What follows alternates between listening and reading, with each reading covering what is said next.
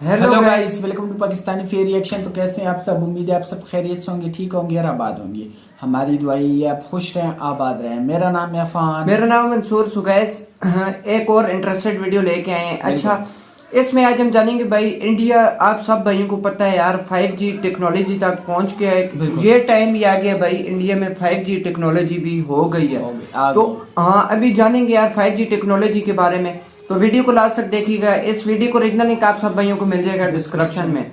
तो बिना किसी देरी के कारण करते हैं 3, 2, 1 एंड स्टार्ट। आज भले ही कई लोगों के पास 5G वाले फोन और इंटरनेट आ चुका हो, लेकिन 5G नेटवर्क को लेकर शुरू से ही विवाद होता रहा है। कभी कोरोना महामारी के लिए 5G नेटवर्क को जिम्मेदार ठहराया गया, तो कभी दावा किया गया कि 5G नेटवर्क के आने के बाद पक्षियों का जीवन खतरे में पड़ जाएगा। हालांकि इन सब दावों को वर्ल्ड हेल्थ ऑर्गेनाइजेशन से लेकर टेलीकॉम कंपनीज और तमाम सरकारों ने बकवास कहकर एक साइड कर दिया है। लेकिन अब 5G की मुसीबतें और बढ़ चुकी हैं। दरअसल 5G की शुरुआत हुई थी, इतने में अमेरिका में एयरलाइन कंपनियां परेशानी में पड़ गईं। एयर इंडिया ने कहा है कि अमेरिका में 19 जनवरी से 5G इंटरनेट के कारण अमेरिकी उड़ानों में कटौती या बदलाव करने पड़ेंगे। वहीं फेडरल एविएशन एडमिनिस्ट्रेशन ने कहा है कि 5G के कारण विमान के रेडियो, एल्टीमीटर, इंजन और ब्रेक सिस्टम में इंटरफेरेंस क्रिएट हो सकती है। इसकी वजह से रनवे पर प्लेन के लैंड करने में दिक्कत आ सकती है। अब जरा हम इस बारे में भी जान लेते हैं कि आखिर ऐसा क्यों हो सकता है। समय के साथ टेलीकॉम और वायरलेस इंडस्ट्री अपने इंफ्रास्ट्रक्चर में सुधार करती रहती है। पहले 2G था, फिर 3G आया, उसके बाद 4G और अब बात चल रही 5G। एक तरह से नेटवर्क को अपग्रेड करने की प्रक्रिया होती है, जिसमें सबसे बड़ा अंतर स्पीड का होता है। 4G में ज्यादातर स्पीड 100 Mbps हो सकती है, जबकि 5G में यही स्पीड 20,000 Mbps तक जा सकती है। स्पेक्ट्रम में जितनी ज्यादा फ्रीक्वेंसी होती है, नेटवर्क सेवा उतनी ही तेज होती है। 5G सेवाओं में नेटवर्क की स्पीड के लिए 3 अलग अलग आवृत्ति यानी फ्रीक्वेंसी का इस्तेमाल होता है। लो बैंडविड्थ, मिड बैंडविड्थ और high bandwidth. Telecom companies mid bandwidth और हाई बैंडविड्थ वाली फ्रीक्वेंसी चाहती हैं, ताकि उनकी सर्विसेज काफी तेज रहें। बिल्कुल, यही हाई फ्रीक्वेंसी हवाई जहाज के ऑपरेशन के लिए खतरे की आशंका बन रही है। अगर ये बात सच निकलती है तो भारत में भी 5G आ पाना पूरी तरह से पॉसिबल नहीं होगा। ये प्रॉब्लम सच है या फिर झूठ, इस बात को समझने के लिए हम इस अजम्पशन को और गहराई से समझते हैं। 5G सेवाएं रेडियो सिग्नल पर बेस्ड होती हैं। अमेरिका में 5G के लिए C बैंड वाली रेडियो फ्रीक्वेंसी का इस्तेमाल किया जा रहा है। ये मिड रेंज बैंडविड्थ होती है, जिसकी फ्रीक्वेंसी 3.7 से लेकर 3.9 गीगाहर्ट्ज के बीच में होती है। वहीं विमान का अल्टीमीटर रेडियो सिग्नल भी लगभग इसी रेंज वाली फ्रीक्वेंसी यानी 4.2 से 4.4 गीगाहर्ट्ज का इस्तेमाल करता है। जिन्हें नहीं पता उन्हें मैं बता दें कि अल्टीमीटर एक तरह का डिवाइस होता है जो विमान के उड़ने से जुड़े कई महत्वपूर्ण आंकड़े अवेलेबल कराता है। इन्हीं आंकड़ों की मदद से विमान में उड़ान को ऑपरेट किया जाता है। ये बताता है कि विमान जमीन से कितनी ऊंचाई पर उड़ रहा है। साथ ही ये उसकी सेफ्टी और नेविगेशन सिस्टम के लिए भी आंकड़े उपलब्ध कराता है। ये आंकड़े विमानों के लिए एनवायरनमेंट में बेहद ही कम दूरी पर हवाओं की स्पीड और दिशा में आए डिफरेंस के बारे में पूर्व चेतावनी देने में काम आते हैं। बिल्कुल, इसे विंड शेयर कहते हैं। अब क्योंकि 5G की फ्रीक्वेंसी और विमान के अल्टीमीटर की रेडियो फ्रीक्वेंसी लगभग एक ही रेंज में आते हैं, इसे अल्टीमीटर द्वारा सही आंकड़े उपलब्ध कराने की प्रक्रिया में होती है। इसी कारण जहाजों की सुरक्षा और उनके ट्रैवल के दौरान नेविगेशन को खतरा पहुंचाने की आशंका होती है।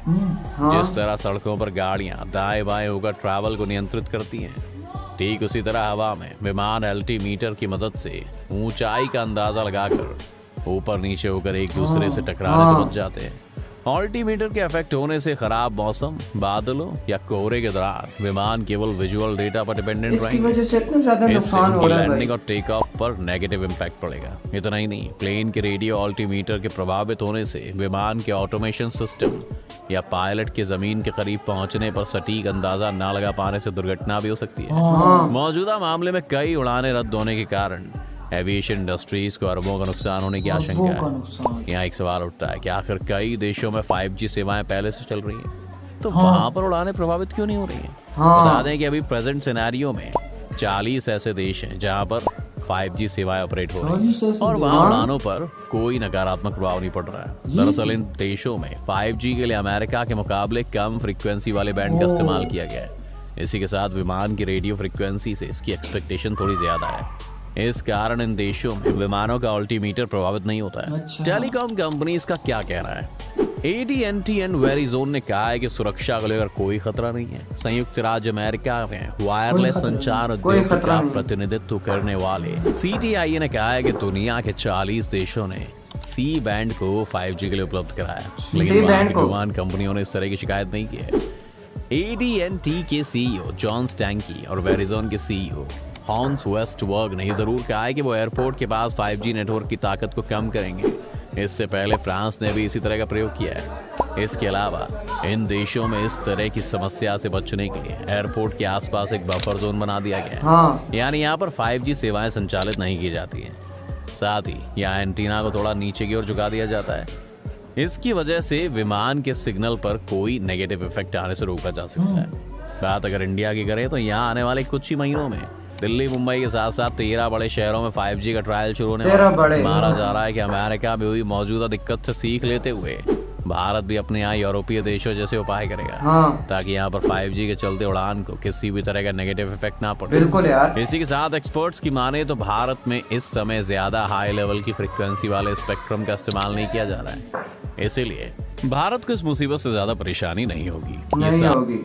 यार इसी के साथ ये हुई वीडियो खत्म। तो अमेरिका अभी डूब रहा है इस एक किस्म का 5G की वजह से, लेकिन भारत को इससे कोई दिक्कत नहीं होगी। कोई दिक्कत नहीं। हाँ, क्यों? भारत जो काम कर रहा है ना वो बहुत ही इजीली कर रहा है। यार जैसे 40 देशों में पहले से चल रहा है 5G, तो इंडिया में नहीं चल सकता। इंडिया में नहीं चल सकता क्यों? इंडिया यही तो बात है, बहुत आसानी से चल सकता है। इंडिया 4G 5G क्या 6G ला सकता है। बिल्कुल, उसके लिए कोई मुश्किलात नहीं है। हम देखिए हमारा पहले इंडिया पहले सब लोगों को देख रहा था कि यार इसका कोई मतलब इफेक्ट तो नहीं है, लेकिन इसका इफेक्ट थोड़ा बहुत है। एयर मतलब प्लेन्स पर ही थोड़ा बहुत पड़ता है और इतना इसका फर्क नहीं है। उनका भी ये हाल निकाल लेंगे, ये तो नहीं। हाँ, इंडियंस बहुत तेज हैं यार। मैं तो कहता हूँ एक इंडियंस हो।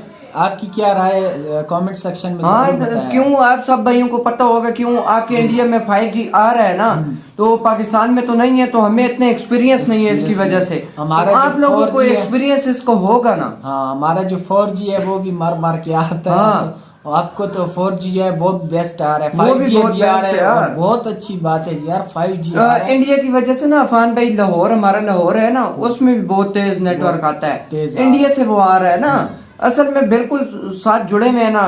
वाघा बॉर्डर ये बिल्कुल साथ ही है। बिल्कुल। लेकिन यार बहुत ही ये वीडियो इंटरेस्टेड लगी हमें, और इसमें अपनी राय भी कोई दे और कोई देखें कि यार आना चाहिए या नहीं आना चाहिए। अभी आना चाहिए यार, राय ये कि आना चाहिए, क्योंकि इंडिया जो है ना, मैं कहता हूँ 6G वो ले है, इसके लिए कोई मुश्किल नहीं। इतना आसान है कि यार क्या बताऊँ, बहुत आसान है। इम्पॉसिबल को पॉसिबल कर देता है। बिल्कुल यार। तो इसी के साथ हुई वीडियो खत्म। तो मिलते हैं नेक्स्ट वीडियो में, तब तक के लिए अपना बहुत ज्यादा ख्याल रखिएगा। तो यार बाय।